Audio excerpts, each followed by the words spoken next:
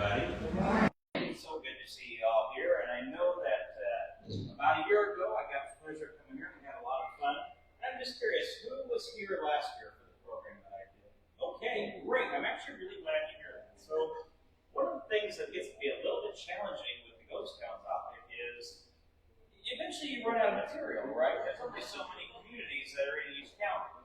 Well, unless you're our friends down in Madison County, they're always looking at new ones that people forgot about. So it can be a little bit challenging because you don't want to be too repetitive. A couple weeks ago I was down in Winterset, did a program on ghost towns down there. That was great. Was anybody other than Linda at that one? Okay, good. That's good. So we're gonna cross a little bit with that there. So when I was working on this, I said, we can do a couple different things with this. One of the nice things about Earlham is you're really close to Dallas County. And in many ways, Earlham was probably, at least in its early years, more connected to Dallas County than it was to Madison County. Just because of the way the wagon trails went, because of the way the railroad came out of Des Moines and went to the west, and then it dipped down and then went back up into Dallas and to Guthrie County. So in many ways, early on, Earlham would have been, and the residents of Earlham would have been more connected probably with the people that lived down in Dallas. So I said, this is great. We can talk about Dallas and we can talk about Madison County both. But then we run into the problem of once you get going with this, you start discovering all these little places, and then it's okay. Now we got to go the other direction. We got to cut some stuff out. So we're not going to touch on all the ghost towns today because there's a whole lot of them. If you look at all of them in Madison and Dallas counties, there are over 4 dozen of them. That also depends on what you categorize as a ghost town, which we'll talk about that here in a little bit as well. The term itself is kind of wishy-washy. That's a technical term, right? So it's ghost town. It's pretty subjective. So let's dive in, and before we get to talking about ghost towns, we're going to start in a place that may make you shake your head because most decidedly not a ghost town. West Des Moines, right? So bear with me for just a minute. I want you to maybe close your eyes for a second here. I want you to think for just a second. And I want you to imagine that you're driving in suburbia. And it's somewhere between 2006 and 2008. Jordan Creek is relatively new. West Des Moines is expanding like an explosion. You're in suburbia, you're driving out west on Mill Civic Parkway, you're maybe in a Subaru listening to a CD, if you remember those big speed cars. And all of a sudden, as you headed west out of Jordan Creek, you very quickly left suburbia.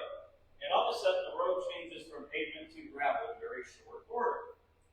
Now, if you're from that area, that's probably not quite as jarring as this for those of us who don't live in that area. But if you're not from West Des Moines, going from this massive mall with all these shops and stores and gas stations to the country in less than 3 miles, it's a pretty strange juxtaposition, right? And then, to add to the juxtaposition, to add to that really weird feel, all of a sudden you come up to this in the middle of the road.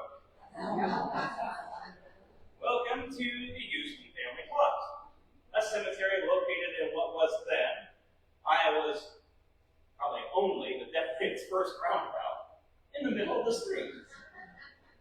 What the heck? Now, this isn't altogether surprising. Seriously, Iowa has literally, and this is not hyperbole, thousands of pioneer cemeteries all over the place. And most of them are in places that you would never expect. They're in farm fields, at the edge of farm fields, in timber, along old wagon trails, and many of them aren't even marked. And the ones that are marked sometimes are just as mysterious as the ones that are not marked. And many of these pioneer cemeteries don't actually have anything to do with a settlement. They don't have anything to do with a ghost town. They were somebody's farm, they were somebody's land. And back in the days before cemetery ordinances, people just kind of got buried on the farm where they lived, and that was not terribly uncommon, especially if there wasn't a church or a community to bury. Now, Houston Cemetery, again, private burial ground, is a little bit different. Now, when you look at the way it's situated in the road, I don't know exactly what prompted the county to go around it as it did. In many cases, these pioneer cemeteries, if the township road was going to go through it, in the old days, you know what they would do? Take the headstones out and fly right over top of grandmother. And don't talk about it because we don't want to bring that up. And so there are lots and lots of cemeteries like that are partially in the road. In fact, I was just reading a thing this morning down in Madison County, Excelsior, the coal mining town. About half the cemetery is actually underneath the road because we did county road through this one right over the top. But it's a little bit worth noting with Houston Cemetery that they gave it a little bit more attention. And that's because the Houston family was prominent at the time. Now the question is, why were they prominent? Well, if we take a look at our maps, we can see the Houston family shows up on A.T. Andreas' atlas in 1976. A.T. Andreas was a map maker from Chicago. And when he put together his map in 1876, a series of maps, it's in entire states, all the counties, he went out and he solicited donations and he solicited payments from people who wanted to have their names on the map. And so people who had money, who had resources, in many cases, they paid to have their names put on. And one of the ones that is on here is J.B. Houston. But Houston is located just north of a little bit of a notation on the map. And here in the map chart, it says Nordic, or in some cases Nordic, Post Office, EO. What's going on with that? Well, Nordic was not a platted village. It was not a community that was laid out with streets in the town, or with streets in the blocks like a town like Berlin would be. It was more of a landmark that people would have recognized while they were traveling by stagecoach. Now the tricky thing is if you look at old maps, many times our communities start out looking the same way. And so it's entirely possible that if things had turned out different, Nordic might have evolved in many ways, in a similar way to Bevington or Patterson. Because, again, they all started out kind of as these small villages. Now there were thousands of these small settlements all around the state between 1847 and really the end of the 1870s, although it didn't last much longer. But many of them weren't more than a few houses. Nevertheless, people recognized these as a place where they would go, as a place where they could get services, a place where they could rest if they were traveling by stagecoach. And so, even if these weren't actual towns, they were seen as little islands of civilization in a pretty unforgiving wilderness, pretty unforgiving frontier. So, Nordic began as one of those many stagecoach stops, and it was at the house of James B. Houston. Houston, who, as far as we know, is the last person who was buried in that cemetery, was actually born in 1811 in Kentucky. We don't know when exactly he arrived in the township. We know that he was there before 1850 because he shows up in the 1850 census. And we have land records showing that he paid off his land and owned it outright in 1855. And if you figure that most people at that time did at least carry a mortgage for a few years, putting up somewhere between 1847 statehood, 1846 December 1846 rather, and 1850, that's going to get a pretty good period of time. Now, I don't know about you, obviously they look kind of weird in these pictures, don't you? So, thanks to AI, we can kind of fix all of these. I think it looks kind of intimidating there. But here's the thing about Houston. He was well liked. People really enjoyed him. They appreciated him. And he was able to provide mail service to these people who really didn't have a whole lot to look forward to. So when people came to his residence to get mail, they were excited to sit and visit with him. And he was somebody that was able to carry a good conversation on. And he was somebody who could relate to a wide variety of people, which was really important because, as we're going to talk about here in a little bit, our communities are social environments. We are social creatures. Even the most introverted of us still need somebody to talk to once in a while. When you were out here in the middle of nowhere at the time, it could get pretty lonely at times. Having somebody that you could visit with was an important thing. Now, the Houston family tradition states that in 1847, the first burials occurred in the cemetery. So, we can assume that he was probably there at that time in 1847. We don't know that. The burials could technically have predated his being. We don't have any actual records of those deaths, unfortunately, because in 1847, they were not very good about keeping paperwork. And even if they kept paperwork, it was going to get destroyed by the elements more than likely anyway. So, the story is a bit nebulous. Supposedly the first two burials at the Houston cemeteries are daughters of a man named Martin. And there's a couple different versions of the story. One says that they were traveling to California on a wagon train and the girls fell in and died. Sad as that is, not terribly uncommon. Probably the more likely of the stories. There is also a tradition, though, that says that they were slaves, or potentially runaway slaves. That would have been kind of unusual. We don't have a whole lot of record of Houston being an ardent abolitionist. He would have been breaking federal law. He was hiding them. We don't know if he was hiding them. The story has evolved over time. Now, in the 1840s, 1850s, this would have been a very rural area. So, while there was was underground railroad activity in both Madison and Dallas counties. We just don't have the provenance to establish that indeed it did go through their property. It certainly could have. There certainly could be things that emerge. But as of this time, from what I've seen, the story about them potentially being slave girls is probably pretty unlikely. Now, he was going to talk, as we talked about, providing a big asset to the area. He was Dallas County's first attorney, and so he was also, in addition to being very personable, very well connected politically. And he stayed active in politics up until his death.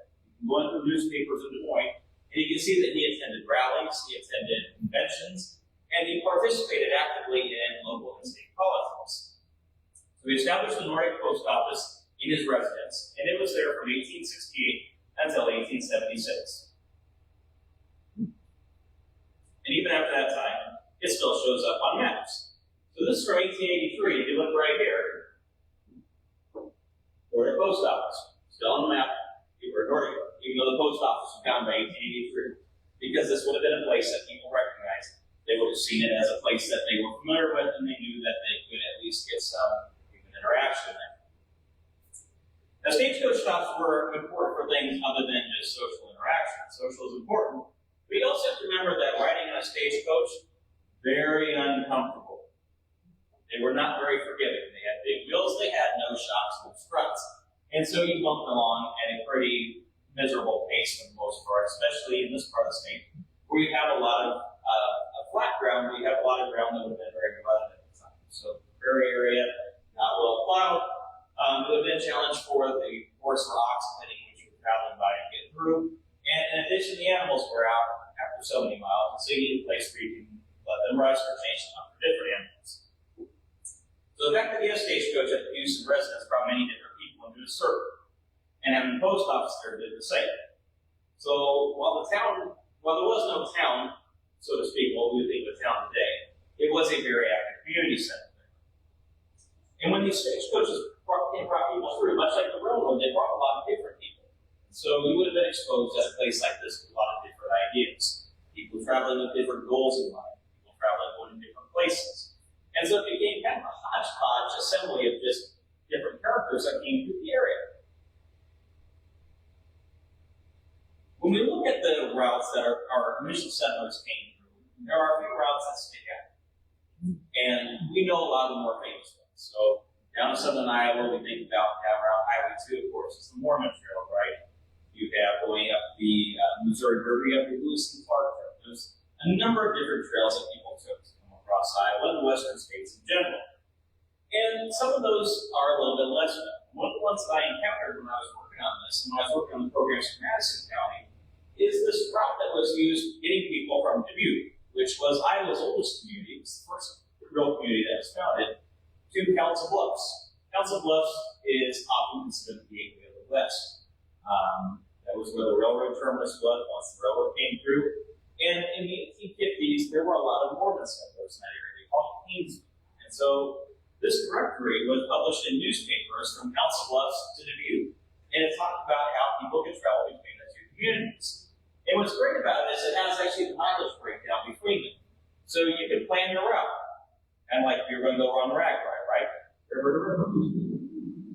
And so you knew the distance between places. Now, many of the places that are listed on this schedule are a little more than a home. Some of them are towns, and some of them are places that would have been pretty advanced at the time. So I know it's probably a little bit hard to see in the back there, but some of the places on the route, Cedar Rapids. Cedar Rapids in the 1850s was still pretty primitive compared to what we had out here. It was a pretty happening place. Newton is on there as well. I think it's interesting that one of the places mentioned is Tom Mitchell's. Anybody here from Polk County? Tom Mitchell's. Tom Mitchell's was the predecessor of Mitchellville. That was named that. Now, the actual settlement where Mitchell lived was a little bit where Thomas Mitchell Park was. So if you're familiar with Thomas Mitchell Park, a little bit outside of town, the railroad came through and moved. But Tom Mitchell, very similar to James Houston, somebody who people would have recognized as they came across them. Now, there's other places on here that are a little bit more perplexing. So once we get out of Fort Des Moines, we have these groves, so to speak. So there's Happy Grove, and there's Honey Jumper Grove, and there's Campbell Grove. And actually, some of these are in Madison County because this particular wagon trail would have been down south into the further west into Cass County. So when we look at the map from the same time period, this is 1851, this particular article, it ran up to the Civil War, and even actually a little bit beyond that. When we look at a map from the same time, we'll see some of those same places. So these guides, like this, would help people plan where they were going to. And it was really helpful to have the guides because you had people that were going to California for gold, you had people who were traveling to Oregon, you had Mormons going to Utah, and all those would have converged in Council Bluffs. Now, here's the thing. The mileage guide that I showed you on the first page actually is going to be more helpful than this map. For those of you who remember from last year, and for those of you who were at Winterset, I always preach a little bit on this when I talk about it. Who are my genealogists in the room? Okay, I was going to say, hi, how are you? Funny story, actually. 2 days after I was talking to you down there at Winterset, I was going through some paperwork at the Mamie Eisenhower house. I'm on the board of trustees there. And I found a sheet where you and your husband had signed it up. That's yes, I like that a second. I know that last name, I just talked to him. We'll sign this there. Maybe laugh, so it's just because that's like really awesome. But, yeah, right. We've been to Mamie Eisenhower house, I probably looked at your name at some point. It's just that she had the unique last name that jumped out. Sorry about that. My genealogist friends around here. Maps in the 1850s and 1860s were terrible. Map makers, by and large, were located on the East Coast, Pennsylvania, New York, Philadelphia, New York, where most of our map makers were for the North. And many of them, by the time they got back to the East Coast after coming out here, if they came out here at all, everything had changed. And so it wasn't unusual for entire towns to move, towns to pop up, disappear. And so it's really unreliable to trust these maps from the 1850s. And on top of that, sometimes they just got things wrong. Information was not necessarily good. And so there's a number of things on this map alone that are not correct. At least which said places Montpelier, which was well into Madison County over in Warren County. We look where North Branch is, farther south, farther to the southeast than it should be. That was just what you got for dealing with these maps. But there's a number of these little stops that are on here that would have been on that previous schedule. So we take a look at some of those here. We can dig into a little bit about them. The unfortunate thing is, in some of these communities, we really just don't have a lot of information. They were only around for a few years. They only consisted of maybe a house or a couple of houses. And there just wasn't a whole lot that was written about. But in some cases, we know about them because the newspapers print stories. And the newspapers are often the best places that we can rely on. They were the closest things to local history at the time and the longest lasting. So newspapers are really good. In the newspaper, when it talked about that route coming through here, it said immigrants and travelers can find accommodation for both man and beast at all points they hit this directory. So we know at the very least, all these places that were on the directory and for the most part show up here on this map would have had at least accommodations for somebody to sleep. So there would have been a house that would have been a boarding house of some sort. And they would have had some sort of barn that they would have been able to provide food and shelter for the animals. So we look at Camp News, for example, here. It was located up on Badger Creek. The map says North River, the newspapers say Badger Creek. And I'm inclined to go with the newspaper because the newspapers are local in most cases, and that means the East Coast. Probably not right.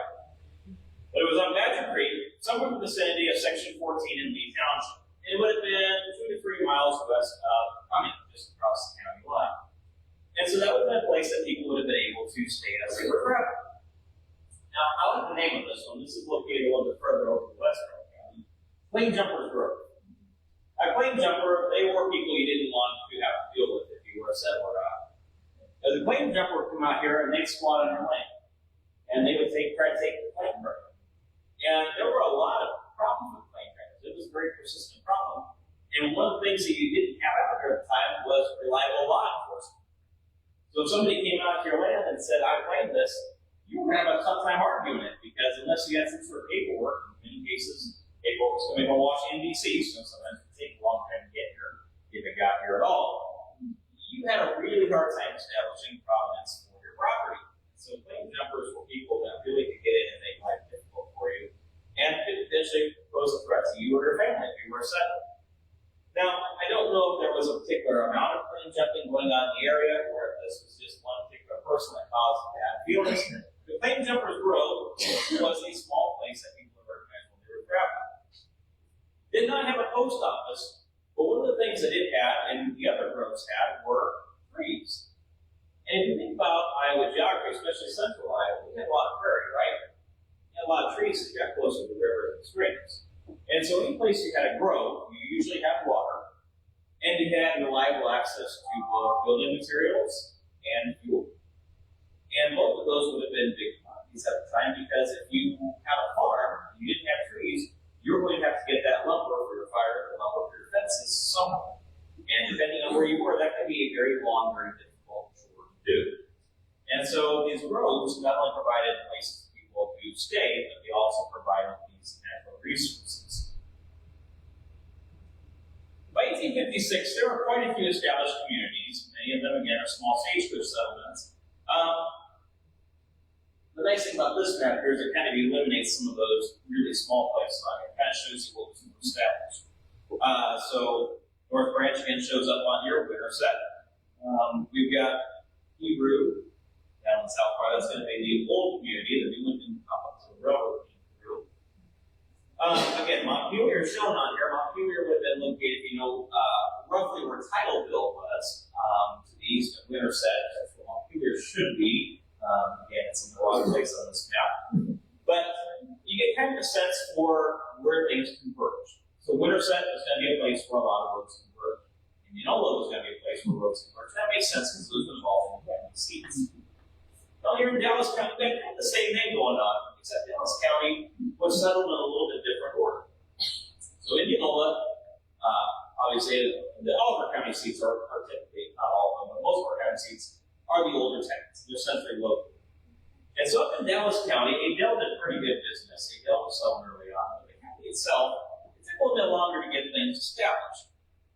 So 1846 reports the population was 2,565 people in the entire Dallas County. And this is from a guidebook. 1855 was when the first guidebook was put out to the state of Iowa. And it was designed to help people understand what they were coming to when they moved into the area. And so it was a way for people to connect and figure out if they really wanted to come there. And so it describes as best as possible what the land would have looked like. So it tells that it had a sawmill, one steam sawmill, 5 water sawmills. There were schools, no private schools, but there were 5 public schools, and there were good streams, and there was good soil. So it gave people kind of an idea, especially if they're coming from the east, of what they were to look forward to when they got here. Because if they looked at a map, well, you weren't going to see a whole lot in it. That same guide goes on, it describes actually the surrounding area they developed in. So it's talking about vacancies of land. Webster County is 9/10 vacant. Green, Boone, Story, and Guthrie, 3/4 vacant. Polk has perhaps 20,000 acres of prairie vacant. Out of those 20,000 acres of prairie in comparison to Iowa now. All the counties in the district are well watered, run streams, and possess good timber. Dallas and Adair, half vacant. They didn't even mention what was going on in Madison County, so I know it wasn't vacant down there, but apparently it didn't cut nonetheless. So again, Adel was where most of this was taking place. There weren't a whole lot of settlements in Dallas County until we get into the 1850s. And then we have McKay. I'm going to linger on McKay here for a little bit, since that's kind of an interesting period. It's down here in the southwestern corner of the county. Now, McKay is the precursor of the town of Redmond. Kind of. So McKay was the second post office in the county. It opened in the spring of 1850. Adel was the first one. And if you were to take McKay and plot it down today, it would actually be within the city limits of Redfield, which is interesting. But in 1855, Redfield didn't exist, and so the post office was moved to a new residence in a small place just a little bit to the south.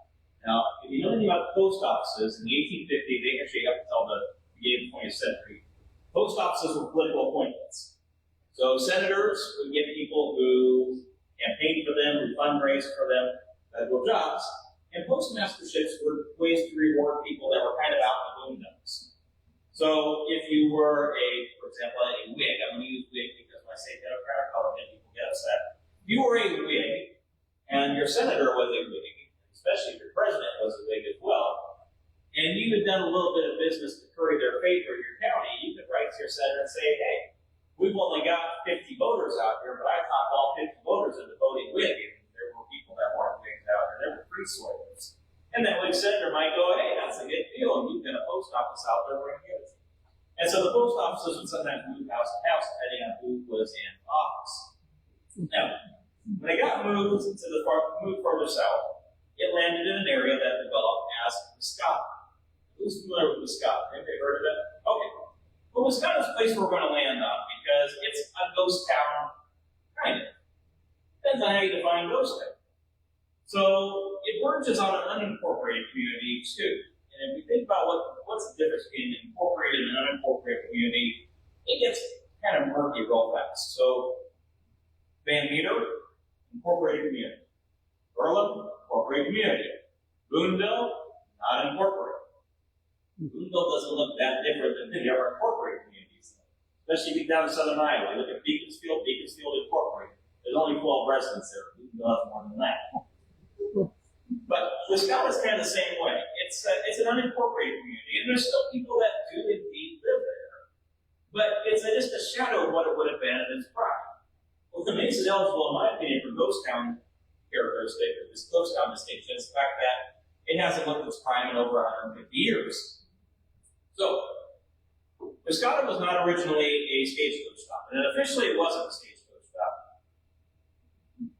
We get this delightful story in Robert Wood's Past and Present of Dallas County about a gentleman named John Taylor. And John Taylor was a stagecoach driver, and he was one of those guys that knew everything. He was good friends with the Jordans. If you go over to Jordan House over in West Point, he knew them real well. He knew James Redfield real well. We're going to talk more about him in a minute. And it was actually Redfield that approached Taylor, and he said, hey, you're taking these stagecoaches west. How about you dip down to my place down here in this area I'm calling Muscata, and come down here, I'll get you a place to stay and charge people and make a little money off it. Redfield was a businessman. And so Taylor said, yeah, I'll consider that, but what do I get out of it? Colonel Redfield, later Colonel Redfield, James Redfield goes, I'll pay you $10 a stop. Well, that was good money back then. So Taylor agreed. He decided to start bringing the stagecoach out of Adel. He dips out into this area that Redfield was developing up in Muscata, and he would make some money on it. You know, Redfield's a businessman. He knows a good deal when he sees it. And so he comes back to Taylor and he says, how about this? How about you pick up the mail when you're in Adel for me as well? Come down. Well, that's a big problem because Taylor didn't want to be responsible for the mail. That was a federal job, and he wasn't a federal employee. And so after a few times of doing that, he told Redfield, no, I'm not doing the mail anymore. So Redfield demanded his $10 back. And Taylor said, no, I've already been paid that, I'm not getting money back. And so James Redfield said, well, I'm going to go talk to your supervisor, because they actually did have it wasn't a corporate structure, they did sort of have a leadership structure in the stagecoach company. I'm going to get you fired. Well, Redfield went and talked to the supervisor, told him what happened, and Taylor made his case in the stagecoach company and said, just don't go for this guy anymore, we don't want to deal with him. And so for the most part, Taylor didn't, except for those few times that Redfield slipped him a $10 bill, and yeah, he just didn't say no. Well, James Redfield, he was a businessman. He owned a store, and he ran a store in Wisconsin, and he's the one who laid out the community. And so this is what his plan was to look like. So Wisconsin, you can see, was very ambitious at the time. They had big plans for it. It was going to be a large community. It was located on the Raccoon River, so it had a lot of potential. Well, here's the problem. So Wisconsin was seen as a thriving town. Redfield had one of 3 stores. There were stores actually there were 1.4 different stores there. And the town had its own tanner, and it had somebody who was providing blacksmith service. And the problem with it is there was a group of Irish settlers who moved just north of the area, and they decided to lay out their own town. They were going to call it New Ireland. Well, Redfield, being a businessman, he got a little bit ticked off about it. He didn't like the idea that there was a town just located north of it. He was afraid that's where the business was going to go. And in hindsight, there probably wasn't a whole lot of reason to be concerned about it. Because the river was closer to Wisconsin, that was where they were able to get resources from. But he was concerned about this because New Ireland was beating him in speculation. They were selling lots off. Well, the Kavanaughs, the family that plotted it, they didn't want to get hot water with Redfield, So they decided that in 1860, they were going to petition to have the name changed. It had already been filed under New Ireland. And so they decided that they were going to appease Redfield and name that new community after him. And that was all it took to grease the wheels. Redfield had a little bit of vanity. And so, as he was elected in 1860 as a state senator, he decided he wasn't that worried about having a shot at little old Wisconsin anyway. And it was a much bigger deal for him to have a town named after him. And so he didn't make any more noise after that period of time. Now, it also probably helped that he ended up going off to the Civil War shortly thereafter. And unfortunately for Colonel Redfield, he never came back. Literally. If you go out to the Wisconsin Cemetery, there's a monument for him. He's not there. He's buried down in Georgia, actually. Because that's where he died. He died fighting the Battle of Altoona down in Georgia. So, after the Civil War, the wagon trail coming out of Adel stays farther to the north, and it goes through the Redfield area. So the town developed as Redfield. Well, Wisconsin did pretty good for a little while. It hung on there. Sometimes we would hear people in the 20th century joking that it's Redfield summer. But the problem with it is, when the railroad came through, it went through Redfield. If you know anything about the railroad, it caused a lot of towns to be very successful. But it also created a lot of ghost towns. The railroad did not always go through these township communities. Sometimes there were people that would donate land, and it might be a mile or 2 miles away from the railroad. The railroad put a train station there, and all of a sudden those landowners realized, hey, I can make a lot more money selling off subdivisions of my land than I can make raising wheat and corn. And so they would sell off property, and they would plant these communities. Now, if you look at Wisconsin today, it is still, to some extent, there. You can see it down there along the Rapid River. One time there was a mill down there, it's called Corners Mill, which was one of the last big industries that remained there. But for the most part, everything's been absorbed up into Redfield. But it's still marked. It's still got a sign. It still shows them on maps. So is it a ghost town? No, I'm going to let you decide that. Because here's the thing. Ghost towns are very subjective. And I talked a little about that at the beginning of this, because there is no accepted one definition of a ghost town. If a town once had 1,000 people and now only has 50, is it a ghost town? Well, it's very clearly no longer 1,000 people. Does a ghost town have to have nobody living there? Well, if you have absolutely nobody living there, we talked about this over in Winterset. You don't have abandoned buildings like you have in Arizona, for the most part here in Iowa. You have some, but it's pretty rare because, unlike Arizona, we have weather here. We have blizzards, we have high heat, we have wind, we have derechos, we have tornadoes. Especially those wooden buildings, they don't last very long, especially if people aren't maintaining. And the other thing is if you got an abandoned building, somebody's going to plow it under, right? You want that land to be used for something. So ghost towns, especially in Iowa, they take on a lot of different variations. So when we talk about these communities, I don't so much like the term ghost town. I like to think of former communities, because communities take on a variety of different shapes. And when we talk about communities, we think about the people who actually live there and actually live called home. And whether that was a big city, whether that was a small stagecoach settlement, or whether it was one of the 1,000 things in between, it gets us a little bit better perspective. So here in the Earlham area, our predecessor, your predecessor, would have been a place known as North Branch. And North Branch was part of kind of a larger conglomeration of Quakers. And there were several different Quaker settlements in southern Dallas County and in Madison County. And they called the area around here the Quaker Divide. It was where the two water sources divided between Bear Creek and the Raccoon River. Now, as you'll see here in a little bit, that wasn't the only divide that happened, because in the 1870s, things started changing that caused a few other divides. Literally. In the 1850s, this would have been a very remote area. You would have had some rolling grassland, and you would have had some single-long creeks, and you would have kind of scattered groves. Darius Cook wrote a great book and talked about the Quakers lived in the area. He described it when the people arrived here as an open prairie without a settler to seat, without a settler upon it. And so these first Quakers, these friends that came in from Ohio and Indiana, they really had their work cut out for them, because they had nothing but themselves to fall back on. And so they really had to rely on their own people, their own community, for a variety of talents and skills and trades. So when they came here, this is one of the first group, two of the first settlers here. This is Richard and Elizabeth Mendenhall.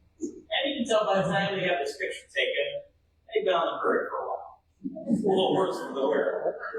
But again, by all accounts, very friendly people, well-connected people that those who came into the area respected. So the Mentals arrived. They came in from Indiana. They came in from Marion County, Indiana, actually. And they chose the farm that they settled on pretty carefully. There was timber that was in the area that could be used for fuel, could be used for fencing, could be used for building their homes and places for them to meet. And so they did that. They built a pretty substantial log house. They had a fireplace that was located in there, so it was a place people could come and walk in the wintertime. And so they established what we would consider to be the Bear Creek settlement north into Dallas County. Now, here in this immediate area, we have the North Branch. And these people were all relatively connected in one way or another. As they stayed in this area, they got more connected because people are married to each other. But many of the people that lived in North Branch had at least a passing association with the Mentals and other people living in Bear Creek. So John Wilson came to this area, and he settled in 1853 at North Branch. If you think about it, much like Bear Creek, very, very manual place to live. So we take for granted just how reliable we have really anything around here. They were providing their own food, they were providing their own repair services, they were providing their own carpentry, their own milling. If you didn't have a community around you, you were in pretty bad shape because most people weren't jack of all trades like that. And on top of that, you had to, at least in some capacity, make money, whatever that looked like at the time. Buying supplies often involved trading. You would trade goods. You had wheat, you had corn, you had your corn meal, you had eggs. You could trade that at local store. And many of these farmers did not still own their land outright. You still had to make some element of payments. And so these people were really reliant on not only their own instincts to survive, but also the instincts of other people who really weren't in that different position. Well, it didn't take very long with the Quakers in here before they started meeting. And what's fascinating about the Quaker, do we have anybody who's Quaker in here? Good. We have a few people in here. So the Quakers, in many ways, and I'm not going to profess to be an expert on Quakers. Like any religious denomination, there's different variations, different flavors of it, so to speak. I grew up United Methodist, and there's Methodist Episcopal and Brethren, and there's all kinds of distinctions in that as well. But the meetings that formed up in Bear Creek began in 1856. And the meetings were, at that time, more of the conservative nature. And so, in many cases, they would not have met in a church like this. They would have met in a home, or they would have met in a more centralized location. The services were often done in silence. They didn't have a set preacher. They didn't have a set sermon. But they would sit in silence, and sometimes somebody would be so moved to speak, and they would speak, and they would talk about what they felt God was placing on them, and then they would go back to silence. But at the heart of it, the Quakers were a social group. And so when they were in service, they spent a lot of time congregating with each other and getting to know one another. So the Bear Creek settlement took a little bit more time to get established. At North Branch, 1867, there was a very prominent meeting house that was built. And that became sort of, again, the de facto community center. And so they would have meetings there, and they would have discussions about what they were not only doing in the community, but how their religion was helping them to be better citizens, better settlers, and better neighbors. Now, in the 1870s, things started to change a little bit. And part of that had to do with the Methodists, actually. Because the Methodists, after the Civil War, made a lot of inroads in Iowa. The Methodist Church was really, really growing. The Methodist Church was a very progressive denomination at the time. And so people, especially in the northern states, really attached to that. There was a lot of social justice movements that came out of the Methodist Church. There were social improvement ideas that came out of the Methodist Church. The Holyism movement grew out of that, which really got a foothold down in southeastern Iowa. And the Quakers took some of that in their influence. And so the meetings started to change from a more traditional silent worship to a more church feeling. And so as they did that, there got to be some differences of opinion. And so what ended up happening with that is you have the more traditional elements, which remained at what they call here I believe it's a non-program, what they call it, something to that effect. But this have been the more traditional sort of style, where people would have gone and they would have thought and meditated in silence, prayed in silence, and also moved to speak. Whereas the other building would have been the more progressive meeting, where they would have had a sermon, where they would have had a preacher. And so in 1877, the meetings began to split into these sort of denominations. Now, here's the thing. In Berlin, the Quakers that lived in the area were pretty progressive, and they took advantage of the railroad that came through. One of the things that they wanted to establish was an academy here. But an academy would have really got Berlin on the map. It would have made a place that would have been a standout among the Quaker settlements. And unfortunately, they were never able to get that quite off the ground. But it did help the community of Berlin eventually, and the Quakers had a very prominent impact on this community in its early years. Now, similar to Houston's up in North End, and Mendenhall's over in Bear Creek, we have Queens Point. And Queens Point was one place that showed up on maps in the 1860s. There really wasn't much of a town. It wasn't a town. It was a settlement. It was a small settlement. But it was a rural neighborhood, and again, it was a place that people would have identified with. And when we think about that in our own time, we kind of do that too. We tell people maybe that we tell them we live in Earlham, we say we live in Earlham. But if we live outside town, we might say, oh, we live in Earlham, or we have an Earlham address. But we do that in a lot of things, because I lived for a while in Pella. If you go down south of town, people say, hey, I live in Red Rock. You don't actually live at Lake Red Rock Park. You live over by Lake Red Rock. I live up in Salemville. Well, Salemville, anywhere from Maverick to Des Moines, and Johnson, Polk City, it's all Salemville, right? So I live over at Dale Map, well, which side do you live on? West Des Moines side, you're on the Norwalk side. It's all kind of the same thing. Queens Point's got the same one. It was a neighborhood.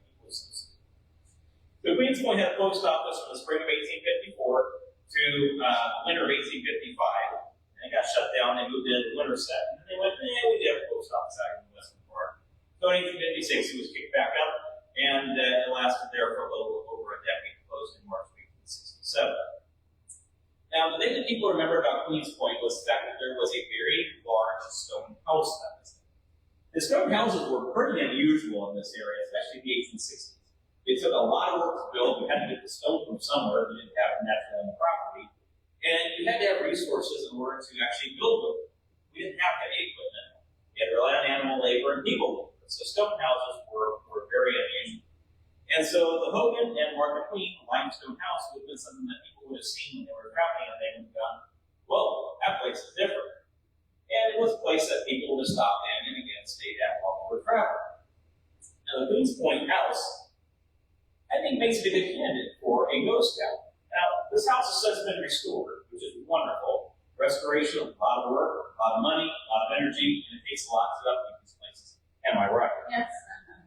So, if you don't have it as a museum with a very nice endowment, if you don't have it as a private residence, a lot of these places deteriorate very quickly.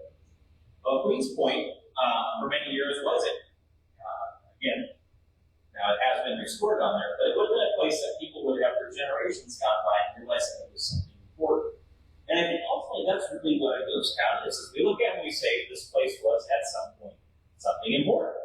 Whether it's a big city that's now reduced to nothing, or if it's just a cluster of houses. And so Queens Point, I think, if you really look at it, what it would have been 50 years ago, a real ghost town. House that was abandoned, place that once had a post office, nothing left of it really other than the shell. And so they brought it back to life, which is really good. Now, there's also a tradition, much like Houston House, that the Queens Point house was on the Underground Railroad. I think there's a little bit more to establish the provenance of that. They've done some work in National Register of Historic Places. It would have been a better location, would have been less remote at the time. And so I do think that there is probably more evidence to suggest that this would have been a place where they may have enslaved. If you also look at the Queens, Hogan and Martha Queen, they also seem to have a little bit more, at least what their neighbors would have said at the time, about having more of the progressive tendencies, which would have made them more likely to have possibly been involved in religion. Now, on this map, we see another place back up here close to Earlham, and this is notated as north. Now, it's easy to look at this and go, okay, North Branch, right? Now, north is a little bit different, and it's a little bit different community than North Branch would have been, and it's actually not the same place as North Branch. It's not the same as North River, because North River had a post office later on as well, even though it's close to North Branch. But this was a post office that eventually got folded into Winterset. And the community of North was actually a platted. It was laid out. The plat was named Worthington. And here's the thing about Iowa and the Western states in the 1870s and 1880s. They didn't have databases. And so it wasn't uncommon to have 2, 3, 4, in some cases, communities with the same name. And we had a lot of Franklins, we had a lot of Washingtons, we had a lot of Jeffersons, we had a lot of Lincolns. And sometimes they followed up and they'd make it Lincoln Road, Lincoln Center, Lincoln Junction, take your pick, Lincoln Center. But Worthington was a town that was already established up in Delaware County. And so when they went to get the post office for Worthington, the U.S. Postal Service said, can't do that. You need to use a different name. And so they ended up using North instead of that. So Worthington was an 8-block plat. It was laid out by John Todd and George Nichols in 1857. November 1857, to be precise. But the plat was not actually filed with the county until March of 1858, which was pretty common. It took time to get a community laid out. We had to have surveyors come out. We had to have people that were able to sell the lots through auction or newspaper sales typically. And so, if you look at Worthington here, today, I'm going to show you another record, but this is where the county road goes right here on 7th Street. So, think about the way I was laid out. I had largely a grid system, so the center of the grid, the township line, or excuse me, not township, rather the section line, would have been right through the middle of the community. Now, John Todd, who was involved in laying out the town, he was a brother-in-law to Hiram Hurst, who was actually the first reported settler in Madison County. So again, well connected. And Todd had known a gentleman by the name of William Hudson. William Hudson was an aspiring businessman. They were going to open a store together in Worthington, and they were going to make that the kind of centerpiece of the town, this general store. The problem was that Hudson got sick and died unexpectedly. And so without his capital, without his resources, Todd decided not to open the store. So it never opened for business. A gentleman did buy the building, had been built at that point. He actually moved it to his farm to use as a house there. The town itself did actually have some activity. Post office established in 1861 and lasted for 8 years until 1869. We know there were at least 3 residential houses put up in there. We know that it is reported that the town had 2 blacksmith shops. So this is where it was laid out here. And we know where it's laid out because we have a description when the plat was filed. It says commencing at the northeast corner of the southeast corner of the northeast quarter of section 32. Holding Toledo, what a judge. As the township. That's running east 5 1/4 chains, south 21 chains, and then west 10.5 chains, north 21.5 chains, 100 chains. That's the place to begin. Well, that's all confusing enough for us. But that's surveyor's arc. And the nice thing about surveyor's arc is if you know how to read the grid system, you can figure out pretty well where that would have been. And so we've got it mapped out here. If you know where the Worthington Church and Cemetery is, it would have been just to the south of that. Well, here's the thing about Worthington. I told you it had blacksmith shops. The blacksmith shops gave the town some personality. And again, we know that because of newspapers. Newspapers were the local source, so they were well connected. They were the boots on the ground, ears in the neighborhood.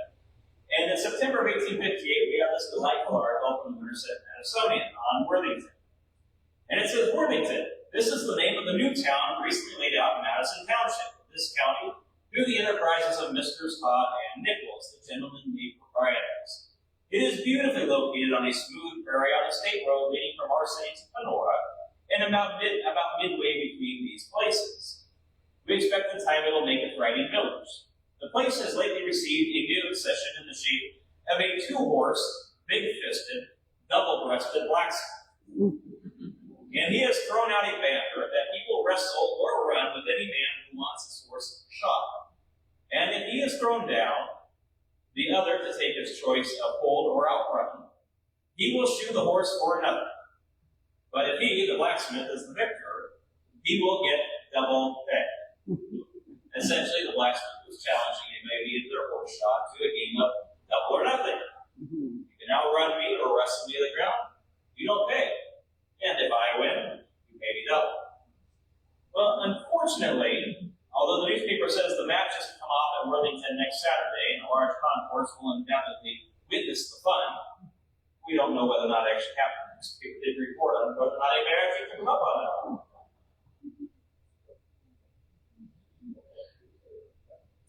Old Worthington Church there. Worthington's success came to a screeching halt when it was bypassed by the railroad. Worthington was already beginning to be built up at that point. That took a lot of Worthington's mojo. Still managed to grow the church though. The church that was there began meeting congregational homes at first. It was originally a non-denominational group, and then they became Methodist Episcopal. Yeah, I told you, the Methodists just come in and start changing. Right? 1868, the Methodist Church was meeting in the schoolhouse, which was in the opposite corner where the church was, in the southeast corner of 152nd and Iowa Avenue. And the proper church was finally completed in 1881. Took a lot of work from building the church. The congregants did most of the work themselves, which is pretty typical of communities like this during that time. People wanted church, they would often meet houses in the schoolhouse first, but then they had a railroad nearby, they actually did the train station. It actually was a pretty popular place to have church services. I think it was because they had good acoustics and anything else. For many years, it shared a pastor with Earl. Eventually, it had its own parsonage built there in 1918. And over the years, a number of features were added to the church that reflected the changing times. The basement that was put in, they got an organ in 1992. There was a coal furnace added in 1913. They got a good piano in 1916, and then in 1914, they replaced the carbide lights with electricity. Great. Now, while many churches were shrinking during the 1950s, Worthington was still growing. And so it necessitated modernization and remodels, and so over the years it kept up. And as other churches closed, they actually were able to take on some of their features. So the bell out front, from what I can tell, actually came from West Star Church, which was another local church that was in the area. And closed against Worthington. Church managed to hold on for over 150 years, which is remarkable, given the actual town itself lasted less than a decade. Ultimately, though, unfortunately, time did catch up with the church in 2022 and held its final service. Really, when you think about it, what is it that made the church? It was the people. It was the community. That's the common refrain through all this. Through our towns, through our ghost towns, through our churches, through our clubs, through our schools, it's about community. Now, we've got other church communities as well that we can look at today. We're going to go through these a little bit quicker just because we're in the interest of time. Pittsburgh is located just south of Harlem, and it shows up on a number of maps beginning in the late part of the 1800s, early 1900s, early 20th century. Pittsburgh was in the center of Jackson Township. It was a small place, had a general store, and had a church. The church was United Presbyterian. And again, originally there was a schoolhouse area as well. Pittsburgh never had a railroad, so they never was able to really take advantage of that. They were relying on railroad transportation. The town itself was named for a judge from Winterset, John Akins, who was very well liked and very respected by the people who lived under him. And so he was somebody that they wanted to honor. Had a post office there from 1889 until 1906. Now, in 2012, the Madisonian reported a big change in Pittsburgh's landscape. At that time, there were still some big silos in the area, and those came down. And that was kind of the first signs that things were beginning to take place in Pittsburgh. They eventually were going to sort of remove it from the consciousness. The church was already getting closed, and in 2016, it was sold, no longer using the services of private ownership. Yes? The previous picture, did it have a name? Did it have like full white frame, 160? That's it. Number of acres they had, that's correct. Great question. So, yeah, what he's looking at here, so down here, the Frank Bond, so the 160, that would have been the acres that he owned. H.H. Finney over here, 160 as well. Yeah, great question. When we look at Pittsburgh, we can tell that at one point in time, it did have more than just a church and a store. So when I talked at the beginning about Wisconsin, or I was talking about Dallas County, rather, we were talking about the Iowa Gazetteer. That was what they had pre-Civil War. After the Civil War, they started putting out what they called the Gazetteer Business Group. Again, by genealogy, friends, this is a fantastic resource because it lists many businesses in these small towns and who own them. And so if we look at 1898, look for Pittsburgh, it says population 50. 50 people lived in the area. Now, most of those were farms. That's still a pretty good number of people that were in that vicinity. There's a country post office in Jackson Township, Madison County, 12 miles northwest of Winterset, the judicial seat, banking, and shipping point. Mail daily, Ross Beer Postmaster. They had a blacksmith. They had a livestock dealer. They had a carpenter there. Pittsburgh had their own cornet band that would play on the 4th of July for celebrations. They actually traveled to Winterset. They played in Winterset. They had a creamery company. Nothing in 1898 said agricultural progress like a creamery company. Creameries had been developing at a very breakneck speed when the railroad came through, because for the first time people could use refrigerated boxcars, and they could ship milk, and they could ship butter, and they could ship cream long distances. That didn't exist before the railroad came through, so dairy operations were almost always small and house and farm. But you get to the late part of the 1890s, and the early part of the 20th century, creameries are everywhere, and they're doing great business now. They were very successful. You had a teacher. There was a teacher in town at school, and of course, there was a general store. But just fast forward a little bit to 1906, things changed quite a bit. 1906, we have the general story of the livestock creamery and blacksmith. But you start seeing people move elsewhere. Population was still listed as 50 at that point in time. When we jump to 1912, 6 years later, population is even listed, because there weren't people identified with it anymore. There were no businesses at that point. People had moved other places. And if we jump up to Dallas County, there's another interesting place that we can take a look at. I don't know why my circle shifted off this side here. I did something like that. Partially covered up there is the notation of Ortonville. Now, does anybody know anything about Ortonville? Ortonville might be one of the strangest little communities that ever existed in Iowa. And Ortonville is strange not because it was a small ghost town, but because it was the home of the Orton Brothers Circus. So when the railroad came through, not only did it change religion, because it allowed for people to congregate in different ways, it not only changed the way towns looked, but it changed entertainment too. In the 1880s and 1890s, all of a sudden, technology was allowing people like farmers to have a little bit more free time. You think about being in Iowa in the 1840s, 1850s, you didn't have free time. You were every minute keeping yourselves alive. By the time the railroad came through, farming technology had improved. You had, in some places, gas and electricity. You had the ability to hire people. You had more people in the area. And so farmers really, for the first time in the 1880s, 1890s, had opportunities to have recreation.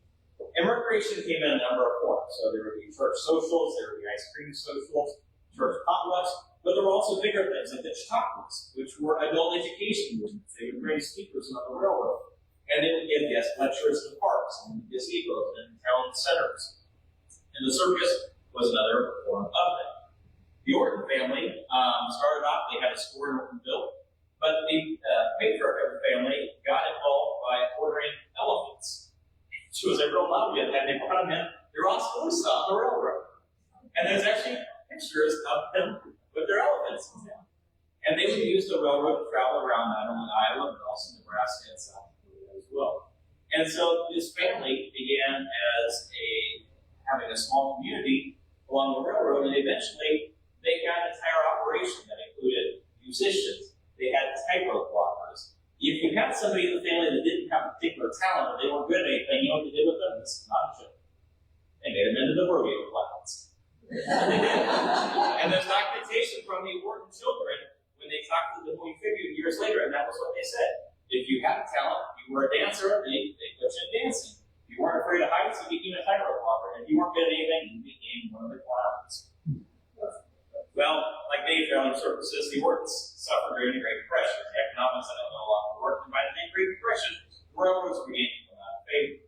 So in 1932, the Orton Circus made its last final tour. Unfortunately, during the Depression, they also lost a lot of land in the area. So over time, it was converted back to farmland. But thanks to the bike trail that goes through there now, we actually have a marker for Ortonville. They put up a sign there. And so people come through there, they know that there was once a small community there. They didn't have a post office, didn't have a whole lot of business going on, but they had the general store, run by the Orton family. They also had a carpenter. They had a justice there, which I think is just rather bizarre. Again, it's nice that they can take the time to market there. You can really, as riding through there, walking through the trail, just outside of Waukee, you can see that there once was something that was there. It may not be eagle intellect, but there's a tangible reminder. And most importantly, the reminder tells that family story. And again, family is a form of community. But we're getting to the end of things here, and I want to touch on one other piece because some of it sometimes gets overlooked when we're talking about community, the same goes as well.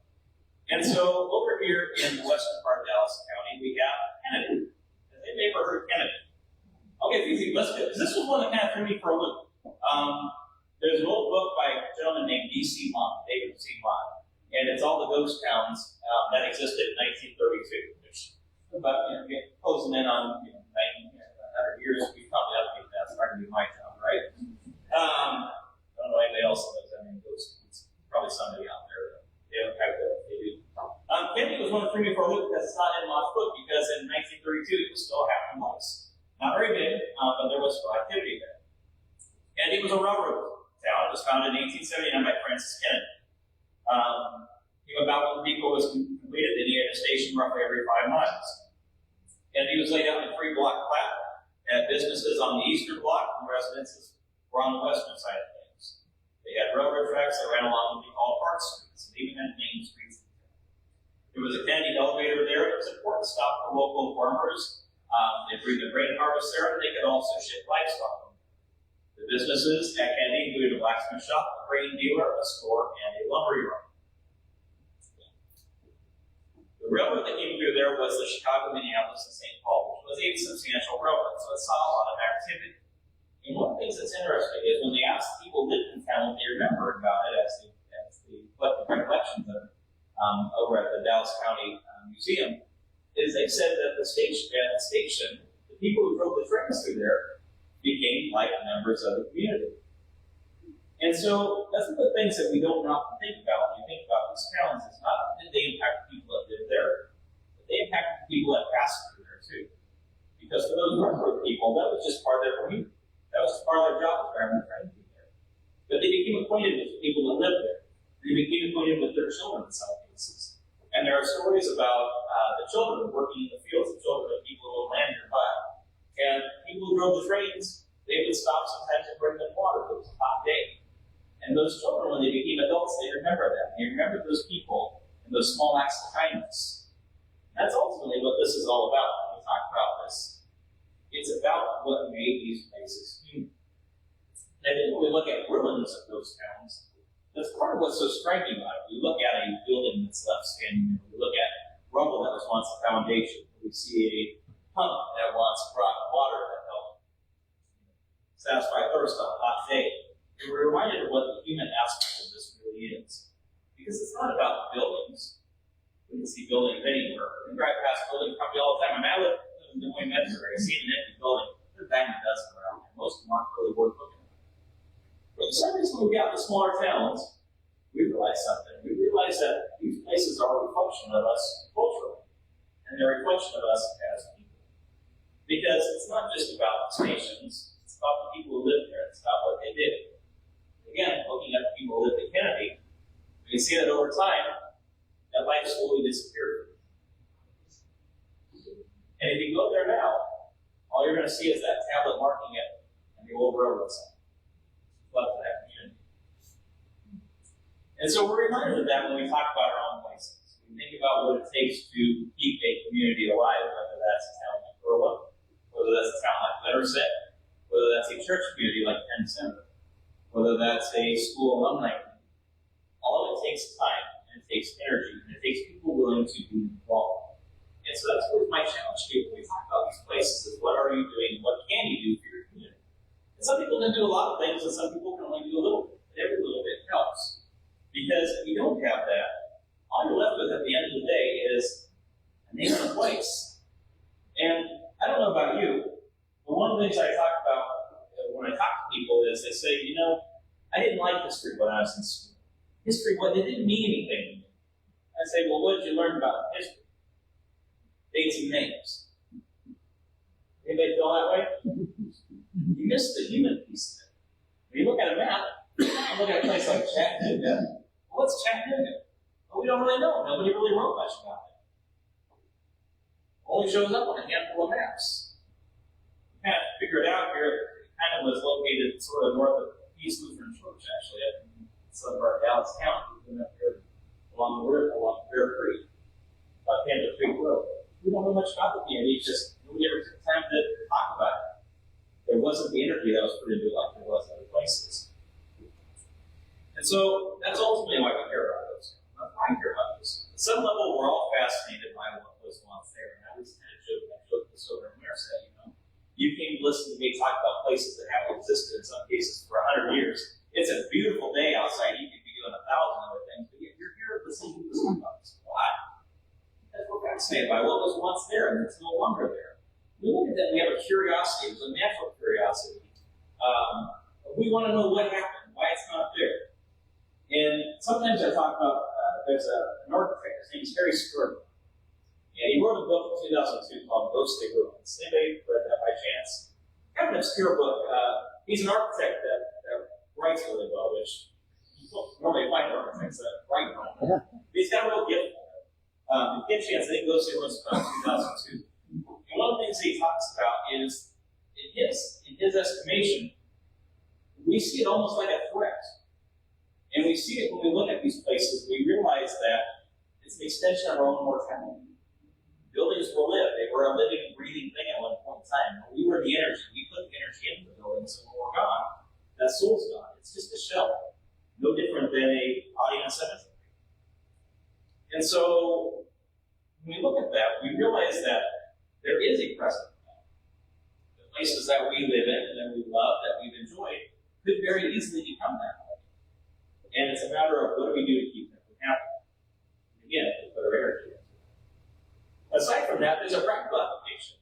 For my genealogical friends, we care about ghost towns because they're part of our story. They're part of my story. My great-great-grandmother was born in a community that no longer exists. The only reason we know where she was born is because about 5 maps have it on there, and somebody actually went out there and put a sign there that says where the place was. A little spot called Downley Station, just outside of Knoxville. Nothing left of it there. If it wasn't for that sign on the map, we would have no idea where she was born. Matter of fact, for years I thought it was a misprint that she was born in Donaldson down in Lee County. Look, she was born in Marionville. Again, we want to understand why some communities thrive and why some do not. For better own communities to be in the same faith. We also want to understand the social and economic impacts. It's a really interesting time in Iowa. In some ways very good, in some ways not so good. We're kind of at a crossroads with a lot of things happening in the state that could really potentially fuel up the state and bring in some revenue. We've also got some threats that are potentially happening as well. We've got a lot of people my age that are leaving the state. And so it's a matter of how do we keep people engaged, how do we keep people involved, how do we get them interested. And you probably run into this over at the historical complex. It's hard to get people my age interested. And my problem is I'm my age and everybody wants me to be involved. It's like I can only do so many things at a time. Not to mention I gotta go home, I gotta wife my kids every once in a while. But that's where we need this. What can we do? What little piece can we do to be involved? What can we do to keep this alive? What can we do to make our place better? It's not always about history. It's not about history. It's not about buildings. It's about making our communities better. And that can take many forms. Of history is one form that can come. Because history is a great way for us to connect with each other. And that's what I want to leave with. Communities, both extant and non-extant, bring us together, help connect us. We share our stories. Even if we have wildly different stories from other people, we can connect with them. There's something in them that you can connect with everything on. It's a great way to relate. History can be very divisive. History can also be very uniting. And I always like to leave with that there. So, again, my name is Dave Baker. I write for 29th State. 29th State is right now it exists mainly on Facebook because I'm a terrible web programmer. However, I'm in the process of fixing that. And I'm hoping, we'll see if this actually happens, by the end of next year, to have a nice new website launched. It's in the works. What I do is I try to get people excited about history. I try to get people my age excited about history, whatever form that may be. And I also try to get people, encourage people to get involved with supporting Iowa businesses, supporting Iowa organization, or supporting our museums and historical societies, and doing things to help bring us together. I always want to throw this out there. I would be nothing without my fantastic sources. Both Madison and Dallas County have a lot of remarkable information. If any interest in either one of these counties, there are great maps, there are great books that were put out, and there are a lot of great people that still work in telling these stories and helping these stories to life. So thanks to them, I couldn't do it without them. So if you know anybody that's worked on any of this work projects in either county, please thank them on my behalf. Last thing I do want to do, if you were here last year, you may remember that I was talking about having a new book on the market last year in April, but I didn't have it here yet. As luck would have it, it was actually delivered, they were actually delivered, the day I was down here talking in the afternoon. As a matter of fact, Cheryl, shortly after I left here a year ago, I got a unusually angry phone call from my wife, who's usually very good natured, because if you remember when I was here, it was kind of dreary and dismal and rainy. It's kind of raining off and on. Yes, while I was down here talking to you, UPS dropped off, I don't know, was it 15 boxes of books that she had to bring in the house because I wasn't there. Because she was working remote that day. So, yes, I caught a little heck of that. But this year, I'm pleased to report that the books are here. So, if you are interested, they are $60. I know $60 is a little bit, they are full color. Well, right, Madison. Wow. Right, that was good luck right there. About 400 pages. Every incorporated town is represented. This one is not like the ghost towns. That's going to have to be its own project because this is taken up as it is. The cost of fees as it was. It is also only the center of 33 counties by it, which does include Madison and Dallas. Does not, however, include Guthrie or Cass. Those will be in the day, or those will be in the next one, which I'm hoping to have out and was crossed by the end of 2027. Big challenge right now is getting out to take the photographs. Most of the writing is done. But again, I've got a wife and kids at home. We've got little league games, not doing programs. And so driving out to Plymouth County and Woodbury County gets to be a bit of a challenge. And I have a whole head down on top of it. So if you are interested, that's great. I can do cash, I can do check. If I do card, they're a little more. I think it's like 72, there's credit card fees and crap like that. But if you do cash and check, they are $60 even. If you don't want to buy them, you will not hurt my feelings. Not everybody's interested in it, and that's fine. Again, I just appreciate you coming out here today. Thank you very much for your time again. It's a beautiful day today, so the fact that you're here with me says a lot, and so I thank you for that. And if you have questions or want to have further discussion, I'll stick around.